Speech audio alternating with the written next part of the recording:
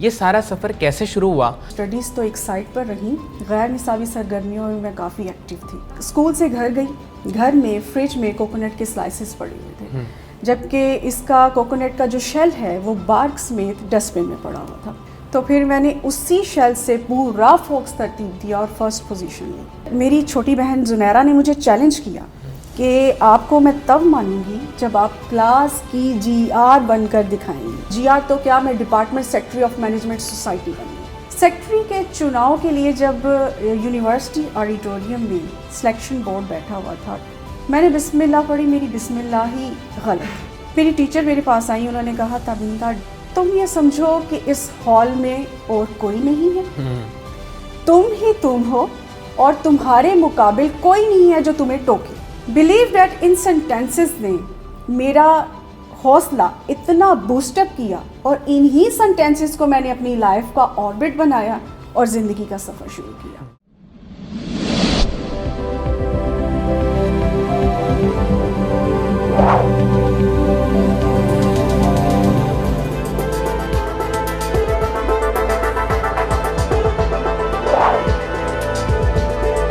السلام علیکم ناظرین، میں ہوں علی رحمان خالد. آج ہمارے ساتھ ایک ایسی شخصیت موجود ہیں جو رائٹر بھی ہیں، کالمسٹ بھی ہیں. آپ سی ای او ہیں البرکہ ٹریڈنگ کی. آپ مختلف لیڈنگ نیوز پیپرز اور لیڈنگ سوشل ویبس کے ساتھ بھی منسلک ہیں. نوائے وقت اور خبریں گروپ میں آپ کے کئی کالمز چھپ چکے ہیں اور آپ ان کے ساتھ منسلک ہیں. آئیے ان سے ملتے ہیں اور جانتے ہیں ان کی زندگی اور ان کے کام کے بارے میں، کیونکہ یہ ایک ہمہ جہت شخصیت کی مالک ہیں. بہت بہت شکریہ تابندہ خالد صاحبہ آپ کی تشریف آوری کا. سب سے پہلے تو میں آپ سے یہ جاننا چاہوں گا کہ آپ اپنی سکسیس اور اپنی جرنی کے بارے میں ناظرین کو بتائیں کہ کس طرح آپ نے بچپن میں، وہ کون سا دن تھا جب آپ نے یہ سوچا کہ میں نے لکھنا ہے اور میں نے ایک کالمسٹ بننا ہے اور میں نے معاشرے کی اصلاح کرنی ہے اپنے کالمز کے ذریعے. یہ سارا سفر کیسے شروع ہوا اور کس طرح سے آپ کو پھر موٹیویشن ملی اور آپ آگے بڑھتی چلی گئیں بالکل اپنے نام کی طرح؟ بسم اللہ الرحمن الرحیم. السلام علیکم. Thank you so much for invitation and it's proud moment for me to be a part of interview session at Qasim Ali Shah foundation.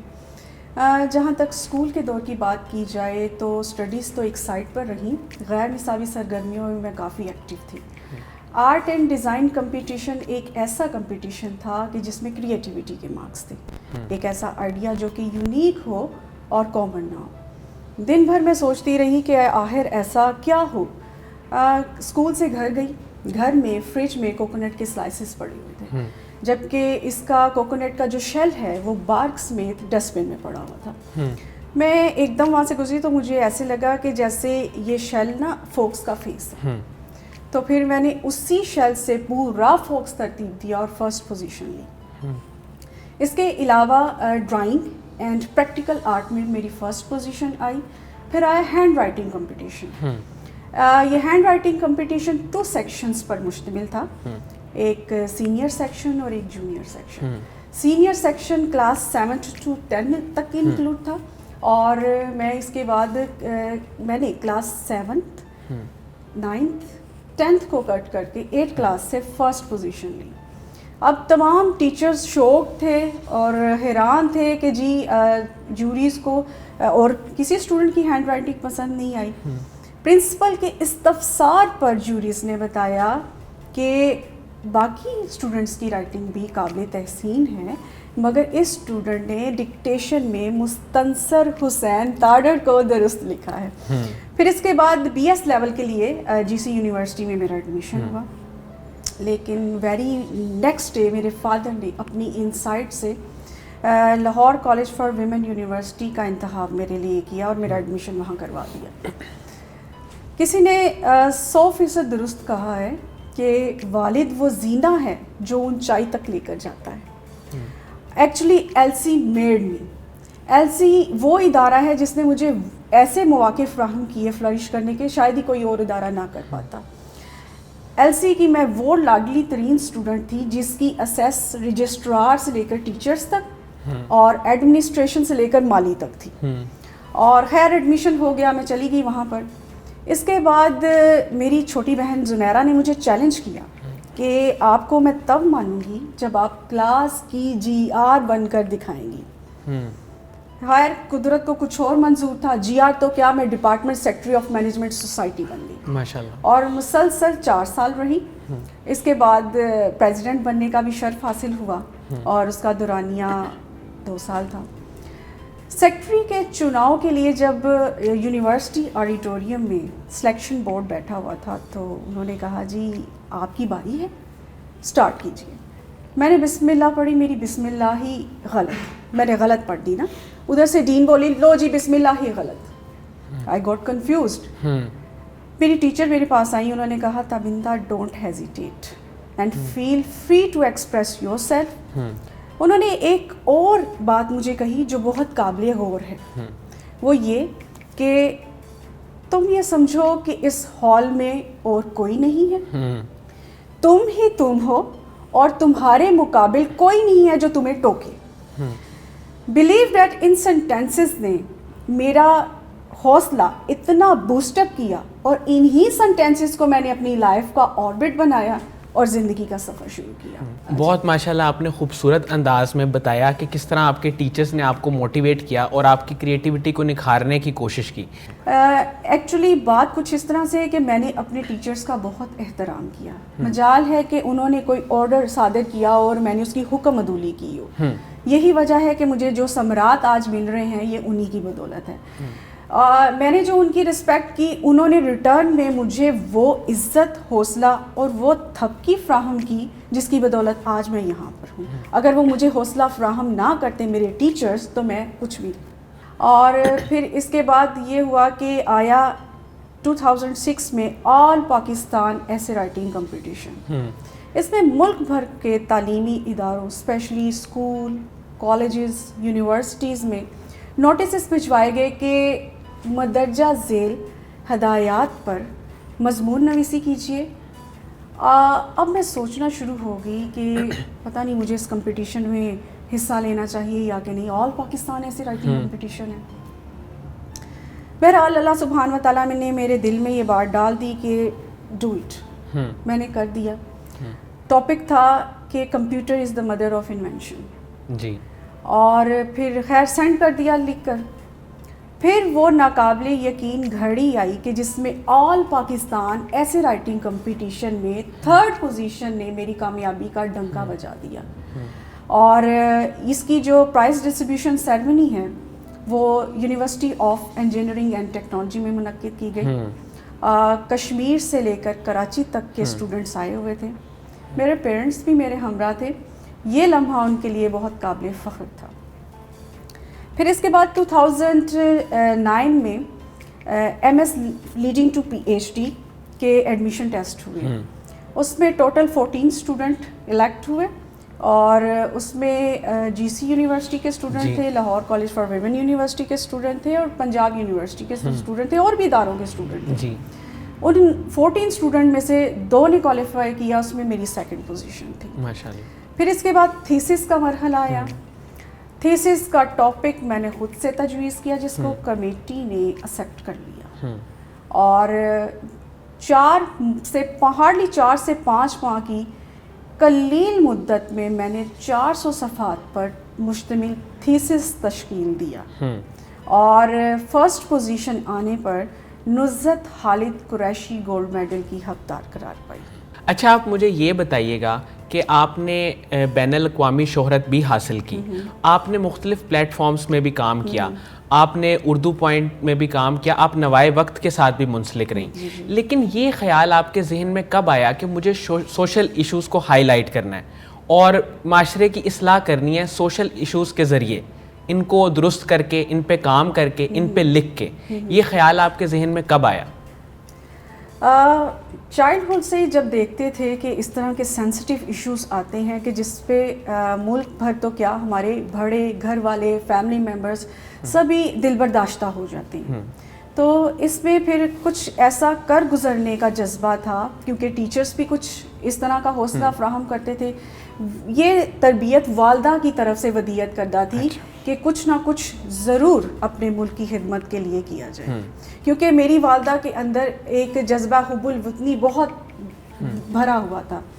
ایک دفعہ اسی طرح ہم چھوٹے تھے تو میری بہن نے کوئن پہ قائد اعظم کا دیکھا نا ادھر پہ، تو اس نے تھوڑا سا نا مذاق کے ٹون میں اس کو لیا، تو میری والدہ نے انتہائی غصہ کیا اور ڈانٹا کہ آئندہ کے بعد اس طرح کے ایشوز گھر میں نہیں ہونی چاہیے، وہ ہمارے بڑے ہیں، انہوں نے ہمیں پاکستان بنا کر دیا اور ہمیں اس ملک کی ترقی کے لیے ہمہ وقت گامزن ہونا چاہیے. سو یہاں سے ایک آئیڈیا آیا، شروع سے ہی یہ اس طرح سے تربیت کی گئی کہ آپ نے ملک کے لیے کچھ کرنا ہے، کچھ کر گزرنا ہے. اور ایک تو یہ بھی بات ہے کہ برائیاں جو ہیں ہمارے معاشرے سے وہ ختم ہونی چاہیے. دل میں ایک جذبہ تھا، اس کے سلوشن کی طرف بھی دل کرتا تھا کہ کوئی کچھ نہ کچھ ایسا ضرور ہو جس سے ہمیں پتہ چلے کہ یہ اس کا رائٹ سلوشن ہے. تو بس اسی لیے یہ ایک انسپریشنس گھر کی طرف سے بھی تھیں، لکھنا شروع کیا اور ٹیچرز نے تھوڑا سا موٹیویشن دی، تو یہ سب ہو گیا. آپ نے بے شمار کالمز لکھے اور آپ نے ایک اپنا پلیٹ فارم بھی بنایا مرج البحرین کے نام سے. یہ انسپائریشن اور کانسیپٹ آپ کے مائنڈ میں کیسے آیا اور اس کو پھر آپ نے کیسے کنٹینیو کیا؟ سورہ رحمان میں یہ ایک آیت ہے مرج البحرین یلتقیان. مرج البحرین ایکچولی وہ پوائنٹ اینڈ پوزیشن ہے جہاں پر دو دریا ملتے ہیں، ایک کھارا پانی اور ایک میٹھا پانی. میں نے اپنے پلیٹ فارم کو اس کے لیے یہ چوز کیا کہ میں نے کھارے پانی کو سوشل پرابلمس کے ساتھ تشبیہ دی اور اس کے سلوشن کو نالج کے ساتھ تشبیہ دیتے ہوئے میں نے اس کو میٹھے پانی سے موصول کیا. تو موسٹلی میرے کالمس میں جو سوشل ایولز ہیں اس کا سلوشن نالج کی پوائنٹ سے میں واضح کر رہی ہوتی، اس لیے میں نے اس کو مرج البحرین رکھا. اچھا، آپ نے ماشاءاللہ بہت جلدی ترقی کی منزل طے کی. آپ مجھے یہ بتائیں کوئی ایسی چیز یا کوئی ایسا کام یا کوئی ایسی بات جو آپ سمجھتی ہوں کہ میری زندگی میں مس ہو گئی. زندگی اتنی آسان اور مہربان نہیں رہی مجھ پر. میں وہ لڑکی ہوں کہ جس نے کامیابی کو اتنے قریب سے دیکھا اور اسی لمحے اتنی دور جاتے ہوئے دیکھا. 2012 میں پی ایچ ڈی کے لیے اسکالرشپ کے لیے میری نامینیشن ہوئی ڈنمارک کے لیے. تو کچھ وجوہات کی بنا پر میں نے انہیں جانے دیا، جس کی وجہ سے ساری زندگی مجھے اس کا پچھتاوا رہے گا. وہ بہت اچھا پیکج بھی دے رہے تھے، اٹریکٹیو سیلری پیکج بھی دے رہے تھے پاکستان کی جانب سے بھی، تو اس لیے مجھے اس کا رہے گا ساری زندگی پچھتاوا. میم آپ یہ بتائیے گا کہ جو لوگ کالمز لکھنے کی طرف آنا چاہتے ہیں، آپ ان کو کیا گائیڈنس پرووائڈ کریں گی، کیا مشورہ دیں گی کہ وہ کس طرح سے پریکٹس شروع کریں، کہاں سے آغاز کریں، اور وہ اپنی سیلف ڈسکوری کی طرف کس طرح آئیں کہ وہ کن ٹاپکس میں وہ مہارت حاصل کر سکتے ہیں اور ان کے انٹرسٹ کیا ہے؟ اس حوالے سے آپ کچھ بتائیں ناظرین کو. جی، سب سے پہلے تو میں یہ کہنا چاہوں گی کہ ایک تو انٹرسٹ پہ یہ سب ہوتا ہے، ایسے ہی ٹھیک ہے. جس کا ٹیسٹ ریسرچ کا ہوگا، جس کا ٹیسٹ ہسٹری کی اسٹڈی کا ہوگا، کرنٹ افیئرس کے ساتھ، تو آج کل ہر کوئی کرنٹ افیئرس پہ بہت زیادہ توجہ دیتا ہے. لیکن آپ اپنی جب تک ہسٹری کے ساتھ وابستہ نہیں رہیں گے، اپنی ہسٹری میں لوگوں کے جو ہمارے بڑے اسلاف ہیں ان کے کارناموں کو آپ فراموش کریں گے، تو آپ بہترین، میرے نزدیک بہترین کالم نگار نہیں بن سکتے. جو کالم نگاری کی جانب آنا چاہتے ہیں ان کے لیے میں یہی میسج دوں گی کہ آپ اگر لکھنا بھی ہے تو ہمارے معاشرے کے لیے، چاہے وہ مذہبی امور پر مشتمل ہو، چاہے وہ پولیٹیکل، چاہے وہ معاشی لحاظ سے ہو، آپ نے عوام میں مایوسی کو نہیں پھیلانا، آپ نے عوام میں محرومیوں کو ظاہر نہیں کرنا، آپ نے عوام میں ایک پازیٹیوٹی کو فروغ دینا ہے. اور یہ بھی نہیں ہے کہ اگر کوئی غلط کام کر رہا ہے اور آپ اس کو جانے دیں، اس کو ٹوکیں نہیں، اس پہ آبجیکشن نہیں لگائیں. آپ کیجئے ضرور، لیکن ایک اپنے دائرے اور حدود کے اندر رہتے ہوئے. اور سیکنڈ میں یہ بھی بات کہنا چاہوں گی کہ جہاں غلطی ہے آپ اس کو ضرور پوائنٹ آؤٹ کریں. یہ نہیں ہے کہ آپ کسی کے زیر اثر آتے ہوئے آپ رات کے الو کو بھی رات کا شہباز کہہ دیں تو یہ بہت، اس میں کوئی مذائقہ نہیں ہے. نہیں، آپ کو جو پوائنٹس ہیں، شعبہ صحافت اس کی ذمہ داری یہی ہے کہ آپ ایک ویلیویبل ریسرچ کو لوگوں کے آگے لائیں، سنسنی نہ ہو اور خبر ہو. سنسنی کو پھیلانے سے گریز کیجیے. میم بظاہر تو بالکل ایسا لگتا ہے کہ آپ کی زندگی بہت سموتھ گزری ہے, آپ نے کوئی مشکلات نہیں دیکھی, کوئی چیلنجز نہیں دیکھی, بس ترقی اور ترقی اور ترقی ہی کی. کیا واقعتاً ایسا تھا یا آپ نے بھی کوئی چیلنجز اور مشکلات دیکھیں؟ آپ کے اس کوسچن کو ایک پروورب کے تھرو میں واضح کرتی ہوں کہ لوگوں نے برانڈڈ جوتے پہنتے ہوئے دیکھا ہے مگر جوتے کھاتے ہوئے نہیں دیکھا. اچھا. اور اس مقام کو حاصل کرنے میں جتنی مشکلات صعوبتوں کو میں نے فیس کیا ہے, عبور کیا ہے, وہ میں ہی جانتی ہوں. میرے نزدیک کمپٹیشن جو بھی ہے بہت اعصاب شکن ہوتا ہے, اور ایل سی میں بڑے بڑے پیلرز تھے. یہ نہیں کہ میں بالکل تنہا تھی اور میں ہر چیز کو کمپیٹ کرتی گئی اور مقابلہ کرتی گئی اور فرسٹ آتی رہی. اس کے علاوہ میں نے اس چیز کو اپنی زندگی کا شیوا بنایا کہ میں نے اپنے آپ کو محرومیوں کے حوالے نہیں کیا. میں نے لا تقنطو کی تھراپی کو اپنایا ہوا تھا. ایون ایٹ آفٹر اسٹڈیز یہ ہوتا تھا کہ اپنے مقام کو حاصل کرنے کی جستجو میں اگر مجھے کامیابی نہیں ہوتی تھی نا, تو میں یہ سمجھتی تھی کہ شاید اس کائنات کی سب سے ہاری ہوئی لڑکی میں ہوں. تمام مایوسیاں میرے اندر ہیں. پھر اپنے آپ کو ایک ڈارک سائڈ پہ لے جا کے میں سوچتی تھی کہ اگر میں ہار گئی تو میرے حاسدین جیت جائیں گے. میں نے اپنی زندگی کی محرومیوں کو ٹارچ بنا لیا اور میں نے اپنے اوپر حاوی نہیں ہونے دیا مایوسیوں کو. اور میرے نزدیک مایوسیاں روشنیاں ہوتی ہیں, یعنی آپ ان کے ذریعے یہ دیکھ پاتے ہو, یہ چیک کر پاتے ہو کہ آخر خرابی کی طرح. یہاں تک کہ کرنٹ سچویشن میں بھی اگر میرے حالات میرے موافق نہیں ہوتے یا حالات سازگاری کی جانب نہیں ہوتے یا میرے حق میں نہیں ہوتے, تو میں کرتی یہ ہوں کہ میں اللہ سبحانہ و تعالیٰ کی نعمتوں کو یاد کرنا شروع کر دیتی ہوں. وہاں سے میں انرجی گین کرتی ہوں. کیسے؟ فار ایگزامپل میں یہ اپنے آپ کو سمجھاتی ہوں کہ ایٹ لیسٹ میرے اندر کچھ کر گزرنے کا حوصلہ تو ہے.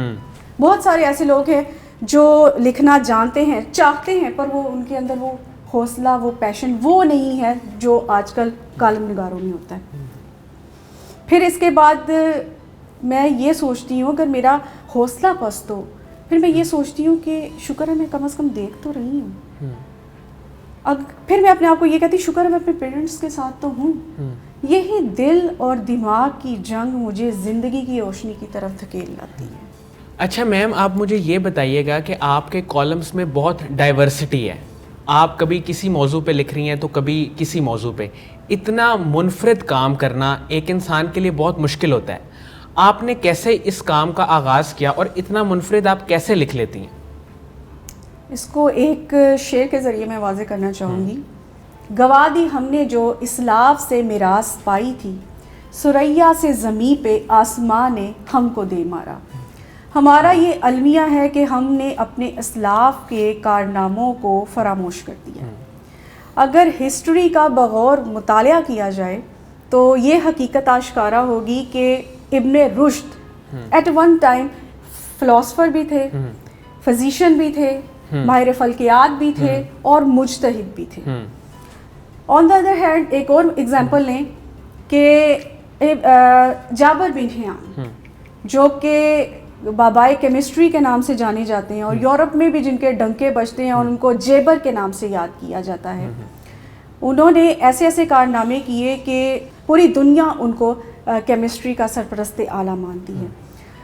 یہ دیکھیے کہ وہ امام جعفر صادق کے شاگرد تھے اور انہوں نے منطق کے علاوہ کیمسٹری میں بھی مہارت حاصل کی. اگر ہمارے اسلاف گزرے وقتوں میں ملٹی فیلڈز میں اپنا لوہا منوا سکتے ہیں تو 21st سینچری میں ہم کیوں نہیں؟ اگر میں ڈفرینٹ ایشوز پہ لکھ لیتی ہوں, اگر سوشل پلس ریلیجیس اور پولیٹیکل ایشوز پہ لکھ لیتی ہوں تو یہ میری استطاعت پر ہے. میرے نزدیک اس کو اپریشیٹ کیا جانا چاہیے اور کالم کو اسپیشلی لوگوں کے لیے بور نہیں بنائیں. اور اگر لوگ آپ پہ آبجیکشن کرتے ہیں یا لوگ کوئی باتیں کرتے ہیں تو لوگوں کا کام ہے باتیں بنانا. ایسے ہی. اور ایک کوٹ اس پہ مجھے پھر یاد آ گیا کہ لوگوں کی باتیں پتھروں کی مانند ہوتی ہیں اگر آپ ان کو اپنے اوپر سوار کریں گے تو آپ تھک جائیں گے اور آپ ہار جائیں گے. انہی پتھروں پہ آپ ایک برج تشکیل دیجیے اور اپنی اوپر کامیابیوں کو طے کیجیے. بہت شکریہ محترمہ تابندہ خالد صاحبہ آپ کے وقت کا. ناظرین مجھے امید ہے کہ اس انٹرویو سے آپ نے بہت کچھ سیکھا ہوگا، خاص طور پہ جو لوگ مختلف قسم کے کام کر رہے ہیں اور زندگی میں مختلف تجربات کرتے ہیں اور ڈائیورسٹی کی طرف جاتے ہیں. انہوں نے بہت زیادہ پروموٹ کیا اور بتایا کہ ہمیں زندگی میں ڈائیورسٹی کی طرف جانا چاہیے اور مختلف فیلڈ میں کام کر کے دیکھنا چاہیے کہ کون سا کام ہم زیادہ اچھے طریقے سے کر سکتے ہیں. بہت شکریہ. اللہ حافظ.